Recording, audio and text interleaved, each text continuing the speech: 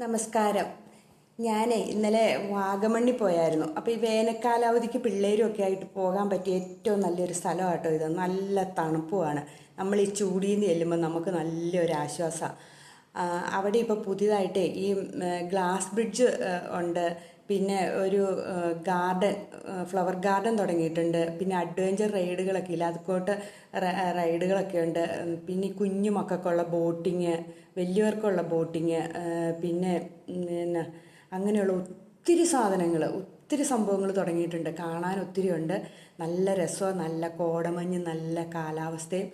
പിന്നെ പൊതുജനങ്ങൾക്കും പിള്ളേർക്കൊക്കെ ഡാൻസ് കളിക്കാനുള്ള ഒരു പാട്ടൊക്കെ ഇട്ട് കൊടുത്തിട്ട് ഡാൻസ് കളിക്കാനുള്ള ഒരു സംവിധാനം ഒരു സ്റ്റേജിൽ അതങ്ങനെയുണ്ട്.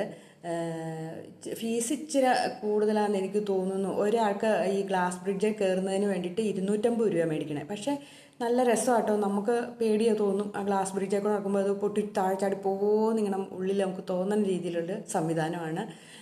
പിന്നെ ഉള്ളത് ഫ്ലവർ ഗാർഡന് 100 രൂപയാണ്. 5 മണിക്ക് ശേഷമാണ് 100 രൂപ. 5 മണിക്ക് മുമ്പാണെങ്കിൽ 30 രൂപയാണ് ഒരാൾക്ക് ഫീസ്.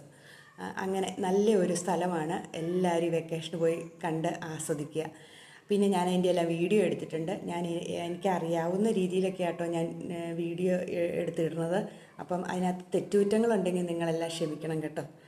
അപ്പം എൻ്റെ വീഡിയോ എല്ലാവരും കാണണേ. ഞാൻ അടുത്ത ദിവസം ഇടാതെ. ഓക്കേ.